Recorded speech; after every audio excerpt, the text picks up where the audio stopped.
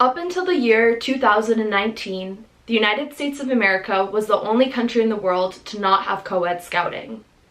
Why? This is a question that I pondered for many years. I grew up attending my brother's Boy Scout troop meetings, and I often sat in the back with the other parents. I witnessed him earn his Eagle Scout Award in 2015, which was quite the accomplishment considering less than 6% of scouts reached the rank due to the many requirements, including the famous Eagle Scout project. I was in awe of all that he had learned, skills and values that he carried out at school, home, and in his community. As I grew older, I was able to see the ways in which the organization shaped him into the wonderful person that I know today. Riding home from school one day, my dad shared that the Boy Scouts of America was going to be opening up their organization to girls. Now 14, I debated whether or not I wanted to join. I questioned if the activities would be childish, if the other male scouts or adult leaders didn't want girls to join, or if I was going to be treated differently just because I was a girl. Most of all, I questioned if I was going to be the only girl. All of these worries swarmed around in my head like a colony of angry bees until I finally blurted out, sure, why not? A few weeks deep into scouting, I was relieved at the answers I was receiving to many of my questions. The organization was not childish. Both the male scouts and adult leaders were excited to welcome girls into the program and teach them what they had been doing for years, and nobody was treating me differently just because I was a girl. Unfortunately, one of the bigger questions that were originally hinging my decision whether to join or not was not answered as I had hoped. I often found myself being one of, if not the only girl, at scouting courses, events, merit badge classes, and campouts.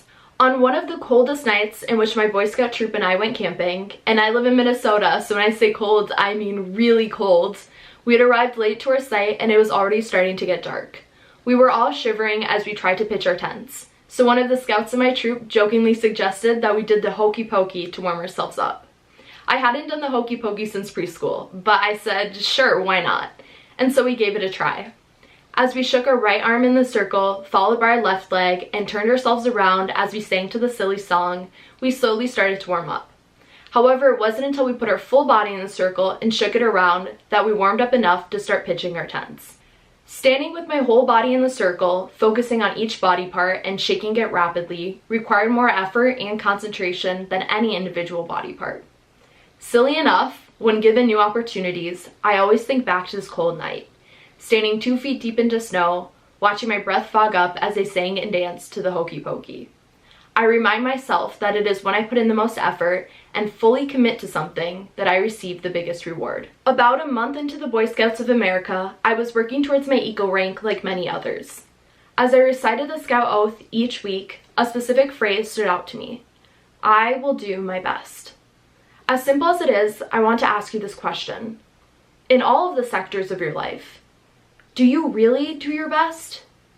As somebody who always searches for the positive in situations, I found that being one of the first and few girls in the Boy Scouts of America an advantage in disguise. With fewer girls new to scouting like me, it allowed me to define my best based on what I believed I was capable of achieving when I challenged myself, rather than defining it by looking at what other girls were doing or what boys had traditionally done in the past. Working hard towards my Eagle rank, which was by no means easy, I knew that I wasn't doing my best in scouting, because I knew that I was capable of achieving more. My Scoutmaster Bev Verweg told me about how her son had earned every merit badge, and like many, I was amazed. This accomplishment had only been achieved by less than 500 boys in history. To put that into numbers, as I mentioned earlier, less than 6% of scouts earn their Eagle Scout rank. Well, of that 6%, less than 0.0002% earn all of the badges. I was inspired and motivated by a story, so I decided to challenge myself to accomplish it as well. I knew that, like putting my whole body in the circle when doing the hokey pokey, this goal would require a lot of effort in addition to determination, dedication, motivation, support, and of course, resilience. For the next year and a half, I dedicated all of my free time to earning merit badges, in addition to balancing my goal of achieving the Eagle Scout rank. I soon learned why only a small amount of scouts are able to achieve this hefty goal. In addition to balancing my scouting goals, I worked hard to keep my grades up, attend rowing practices, and compete on my school's science, debate, and robotics teams. To say that I was busy is a complete understatement. During the weekdays, I would go to school, rowing practice, do my homework, and then complete the written requirements of each merit badge. My weekends were filled with completing the physical requirements, like learning to scuba dive, weld, weave basketry, trap shoot, and much more. Looking back, although some badges were very time demanding and difficult to complete, what made this goal so difficult to accomplish as a whole was the number of individual badges I had to earn. In the beginning, I made sufficient progress, but I felt like I was going absolutely nowhere. It felt like no matter how many badges I completed, I was barely making a dent in my goal. There were times when I stood back and asked myself, why am I even doing this? To earn the Eagle Scout rank, a scout must earn 21 merit badges. And here I was, trying to earn them all 137. That's 116 more than I needed. And for what? To be completely honest, this wasn't something that I thought through when I originally set my goal. I tend to jump into things very easily. I get easily motivated and determined to achieve things through sparks of curiosity and challenge that ignite within me. And most dangerously, whenever I do set a goal, I fully commit to it. I pour all of my energy and effort into it until I achieve it. As I surpassed 100 badges, many people were starting to hear about my growing accomplishment, and they always asked me why I chose to do it, and I never really knew what to say. But fueled by my blind commitment, I kept working towards reaching 137 with a little bit of confidence that I would eventually make it. I spent my summer working on the last 36 merit badges, and then I came to a halting stop. Bugling. Bugling? Does anyone even know what bugling is? I didn't, and it should come as no surprise that it ranks as the most difficult to earn, and therefore the least earned merit badge every single year.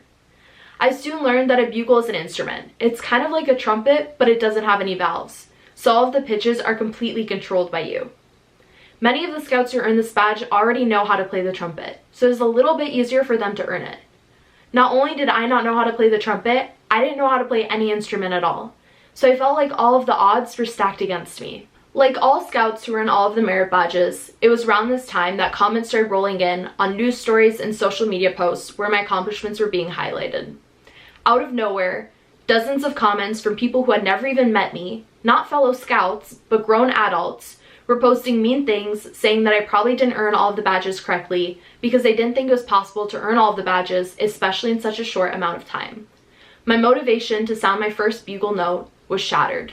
Due to COVID restrictions, I couldn't get any personal instruction on the bugle, so I spent the next several weeks in my room following YouTube tutorials and trying to understand sheet music I couldn't even read. I got more and more discouraged as I could barely match a pitch on my bugle. I had worked so hard to get to this point, and now not only could I not finish the last badge, but people were speculating that I hadn't really earned any of them at all. Reluctantly, I decided to log back online just to see if anybody else had commented. I was shocked. Under each mean comment was a reply from people that I knew. Counselors who signed off my merit badges, scout leaders who met me at campouts, and adult volunteers who met me in person or witnessed the work that I put into each badge. There were comments from some counselors I didn't see in months and adult volunteers who only met me once or twice. But they all told my story. How I carried around a big binder full of merit badges around at campouts, seeking counselors who could test my knowledge and sign me off. I was humbled to hear that I was one of the most prepared scouts I ever had, how I went above and beyond for each requirement, fulfilling more than just the minimum. Reading the comments, I realized that I was not alone, and the commitment that I, and many others who supported me, put into my dream of achieving this goal encouraged me not to give up. Like Mr. O'Mara, who stood in hot fields for hours until I had shot the required number of clay pigeons during the shotgun shooting merit badge. Miss Corbin, who emailed me throughout the entire summer to ensure that my plants in my garden would grow successfully. Mr. Reiners from the Scoutmaster Bucky program, who allowed me to attend a merit badge class via Zoom while visiting my grandparents internationally. Miss Bev, my Scoutmaster, who drove me and her daughter to a distant lake several times so that we could earn our scuba diving merit badges, and many other examples just like these. I now knew why it ignited that spark of curiosity that launched me into this goal. I wanted to do my best, but I didn't really know what my best was. So each month, each week, each day, each hour, I challenged myself to do more. To learn more, try more, explore more. I challenged myself to reach levels that I didn't even know I could reach. This element of challenge motivated me to knock down every obstacle that presented itself in front of me. The time that I didn't think I had, the people who didn't believe I'd be able to do it, those who left mean comments, and even myself, who thought it just might be impossible. I was so determined to prove myself wrong. A month later, with purple lips, a sore jaw, and a thumping headache, I had earned my last and final merit badge, bugling. A month after that, I earned my Eagle Scout rank, on the very first day girls were eligible, October 1st, 2020.